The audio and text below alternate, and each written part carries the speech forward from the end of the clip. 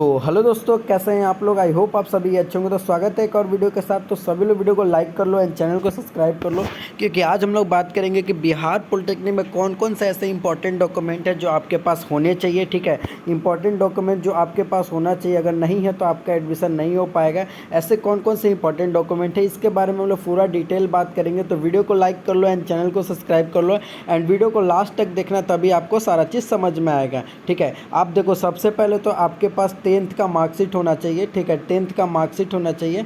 ठीक है, मार्कशीट होना चाहिए। फिर 10th का आपके पास एडमिट कार्ड होना चाहिए। ठीक है, 10th का मार्कशीट के बाद आपका 10th का एडमिट कार्ड होना चाहिए। जब आप 10th बेसिस पे लोगे तो आपका 10th का एडमिट कार्ड और 10th का मार्कशीट लगेगा। अगर आप 12 का बेसिस पे दोगे तो आपको 12 का मार्कशीट, ठीक है, 12 का मार्कशीट एंड 12 का आपका एडमिट कार्ड लगेगा। ये दोनों चीज़ आपका बहुत ज़्यादा ज़रूरी है, ये चीज़ याद रखना। ठीक है, उसके बाद आपका जाति आवासीय आय जो होता है, कास्ट सर्टिफिकेट होता है, जाति आवासीय आय, ये चीज़ बहुत ज़्यादा ज़रूरी है। जाति आवासीय आय आपको बनवा के रख लेना है। अगर आप अभी तक नहीं बनवाए हो तो फटाक से बनवा लो, क्योंकि जाति आवासीय आय आपके लिए बहुत ज़्यादा ज़रूरी है। ठीक है, जाति आवासीय आय। ठीक है, जाति आवासीय आय तो चलो ठीक है। ठीक है, और क्या क्या चीज़ें आपको लगेगा। ठीक है, देखो, अब जैसे आप 10th पास किए होंगे तो वहाँ से आपको CLC मिलेगा। ठीक है, कॉलेज लिविंग सर्टिफिकेट। ठीक है, CLC भी बहुत ज़्यादा ज़रूरी है, जिसको हम लोग TC भी बोलते हैं। ठीक है, TC बोले या फिर CLC बोले, कोई डिफरेंस नहीं है। तो CLC या TC भी लगेगा,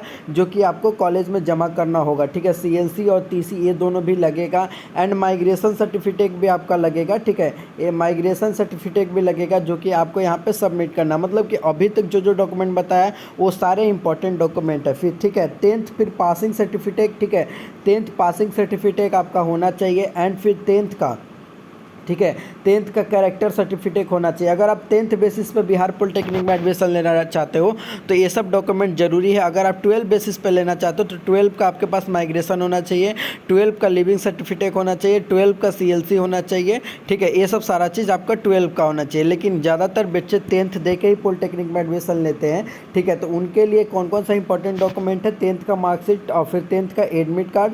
ठीक है, फिर आपका 10th का CLC, 10th का आपका माइग्रेशन, फिर 10th का आपका हो गया 10th का आपका पासिंग सर्टिफिकेट हो गया, कैरेक्टर सर्टिफिकेट हो गया। ये सब चीज़ें बहुत ज़्यादा ज़रूरी है। अब इसके अलावा और क्या क्या चीज़ें ज़रूरी है, जैसे कि मैंने जाति वासी है तो आय बोल दिया। अब उसके अलावा और कौन कौन सा चीज़ ज़रूरी है, देखो बाबू, अगर आप DQ कोटा से बिलोंग करते हो तो इसका भी एक आपको बनवाना पड़ेगा। ठीक है, DQ कोटा का कास्ट सर्टिफिकेट आपको बनवाना पड़ेगा। ठीक है, अगर आप SMQ से बिलोंग करते हो तो SMQ से भी बनवाना पड़ेगा। ठीक है, अगर आप SC ST, ठीक है, SC ST से अगर आप बिलोंग करते हो तो आपको SC ST सर्टिफिकेट भी बनवाना पड़ेगा। आज अगर आप EWS से बिलोंग करते हो तो आपको EWS सर्टिफिकेट भी बनवाना पड़ेगा। तो ये सब चीज़ें भी आपको बनवाना पड़ेगा। ठीक है, और क्या क्या चीज़ें जो इंपॉर्टेंट रहेगा एग्ज़ाम मतलब कि एडमिशन के टाइम में, तो आपने बिहार पॉलिटेक्निक का एग्ज़ाम दिया होगा, जो कि DCEC लेती है। ठीक है, DCEC का एग्ज़ाम जब दिया होगा तो उस समय आपने फॉर्म भरा होगा। वो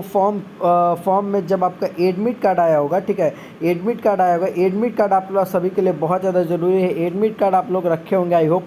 अगर नहीं रखा है तो आप सभी लोग ढूंढ लो, क्योंकि एडमिट कार्ड बहुत ज़्यादा काम आने वाला है। ठीक है, एडमिट कार्ड के बाद आपका जो रैंक कार्ड आएगा, अभी रैंक कार्ड आया नहीं है 2024 बिहार पॉलिटेक्निक का।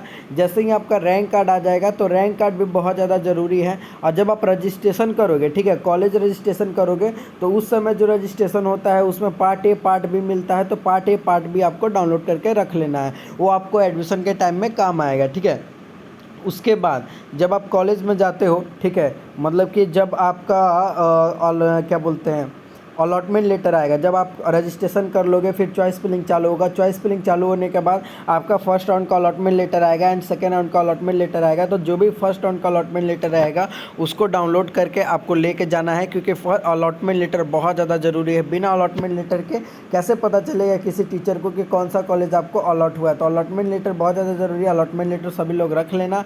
अगर नहीं देखो ध्यान से उतर जाए तो आप उसका PDF फ़ोन में रखना, ताकि आप कहीं भी कॉलेज में जाओ तो PDF का प्रिंट आउट निकलवा के आप उसको सबमिट कर सको। ठीक है, आई होप आप सभी को सारा चीज़ क्लियर हो चुका होगा। अगर क्लियर हो चुका है तो वीडियो को लाइक एंड चैनल को सब्सक्राइब जरूर करें। मिलते हैं नेक्स्ट वीडियो में, तब तक के लिए अपना ख्याल रखें।